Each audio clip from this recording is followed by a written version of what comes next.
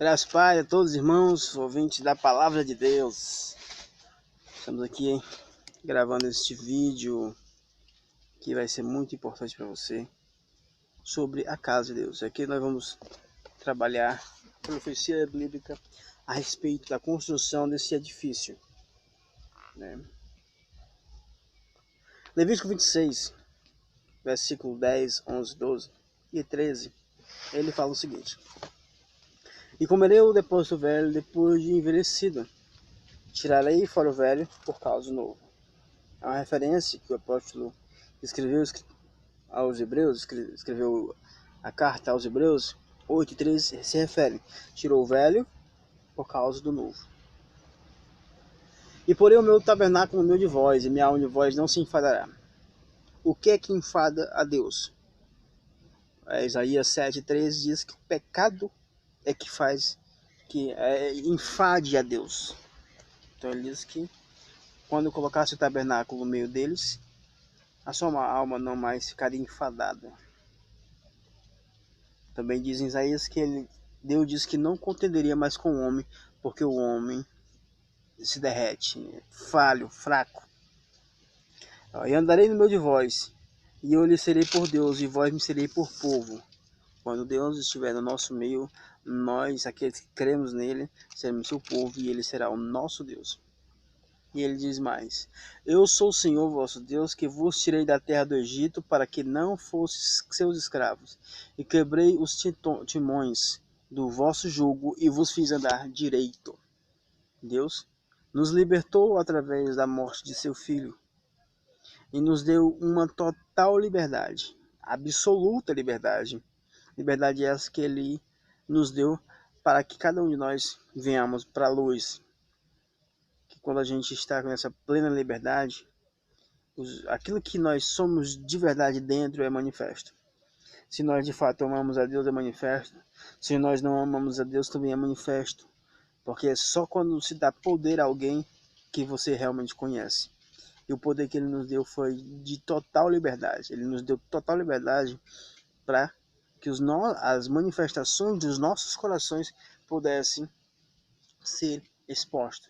Ele disse, por meio de Paulo: tudo vos é lícito, tudo. Mas para aqueles que conhecem a Deus, eles sabem que nem tudo convém. Depois eu explicarei em outro vídeo essas questões. Na nossa aqui é sobre o santuário. Outro texto que vamos usar é Deuteronômio 12, 5, 11 e 14. Capítulo é o 12, o versículo é o 5, o 11 e o 14. Por que esses três versículos? Porque esse texto aqui é muito repetitivo, basicamente fala a mesma coisa. E veja só: mas buscarei o lugar que o Senhor vosso Deus escolher de todas as tribos, para ali pôr o seu nome e sua habitação, e ali virei. Versículo 11. Então haverá um lugar que escolherá o vosso Deus, para ali fazer habitar o seu nome. Ali trarei tudo os que vos ordeno, os vossos holocaustos, os vossos sacrifícios, e os vossos dízimos, e a oferta alçada das vossas mãos, e toda a escolha dos vossos votos que votardes ao Senhor. 14. Mas no lugar que o Senhor escolher, numa das tribos, ali oferecerá teu holocausto, e ali fará tudo o que te ordeno. Primeiro ponto: Deus diz que escolheria um lugar, e ali ele colocaria o seu nome. Filipenses 1, 9 e 10, ele disse que Cristo recebeu o nome que está acima de todos os nomes, para que ao nome de Cristo se dobre todo o joelho dos céus, dos que estão no céu, na terra e debaixo da terra. Em Efésios 1, 9 e 10 disse: porque descobrimos o mistério de sua vontade, que ele propusera em si mesmo de tornar a congregar em Cristo todas as coisas na plenitude dos tempos. Então, o nome que Deus disse que ia colocar era em Jesus. Eu já dei um spoiler aqui na argumentação. E o nome que Deus ia colocar era em Jesus. Mas para você compreender, você precisa entender o que está escrito. Primeiro ponto, ele apresenta essa narrativa inicial, onde ele vai colocar um tabernáculo no meio de nós e não vai mais se enfadar dos nossos pecados, dos nossos erros. E depois eles colocariam o nome num lugar, em uma das tribos, sabendo que a tribo a qual Jesus pertence é a tribo de Judá, e sobre essa tribo não se houve menção de sacerdócio. Logo, Jesus é assemelhado a Melquisedeque, visto que não tem nenhum outro sacerdote vindo de Judá, e ninguém fez menção a respeito disso. Então ele se torna um sacerdócio novo, e a semelhança de Melquisedeque, e como Melquisedeque ele se torna um Senhor e Cristo, certo? Rei e sacerdote, rei e sacerdote. Essa é a expressão do Melquisedeque. Em Jesus é também manifesto esta ideia, vamos dizer assim. Vamos mais adiante, explicando parte por parte, para tentar ser breve o máximo possível. Lá na frente, por isso eu disse que eu dei spoiler. Por quê? Porque Davi ele propõe construir um santuário para Deus, você sabe? Porém, Natan disse para Davi, então faça conforme tu está no teu coração. O Senhor está com você, então pode fazer. Né? Ele diz isso aqui no capítulo 17, versículo 2, Natan, 1 Crônicas. Então ele propõe construir um santuário. Porém, Deus fala para Natan, depois em sonho, que Deus nunca propôs a nenhum dos juízes, nenhum tipo de local onde ele pudesse habitar. Que ele queria colocar a arca da aliança, né, dentro de uma casa, para ser casa de Deus. Aí Deus disse para Natan em sonho que Deus nunca pediu isso a nenhum dos juízes que ele estabeleceu. Nenhum dos juízes falaram a respeito disso. Logo, não era necessário isso. Mas o que aconteceu? Davi propõe isso. Quando Davi propõe isso, ele logo ele diz, não, então pode fazer, Deus está contigo. Mas Deus repreende Natan, dá o conselho a Natan. Natan vai a Davi e diz que ele não poderia construir um santuário. Mas diz o seguinte, versículo 10, 11, 12 em diante, aqui, Desde os dias em que ordenei juízo sobre o meu povo Israel, porém, essa é a parte anterior. Porém, abati todos os teus inimigos, também te fiz saber que o Senhor te edificará uma casa. O Senhor te edificará uma casa. Há de ser que, quando fores cumpridos os teus dias, parei a teus pais, suscitarei da tua semente, depois de ti, a qual será dos teus filhos, e confirmarei o seu reino. E este aí me edificará a casa, e eu confirmarei o seu trono para sempre. Eu lhe serei por pai, e ele me será por filho, e a minha benignidade não desviarei dele, como a tirei daquele que foi antes de ti, mas o confirmarei na minha casa e no meu reino para sempre. E o seu trono será firme para sempre, conforme todas essas palavras e conforme toda essa visão. Assim falou Natan a Davi. Vejamos, ele falou que Davi não podia construir santuário, mas um da semente dele construiria santuário.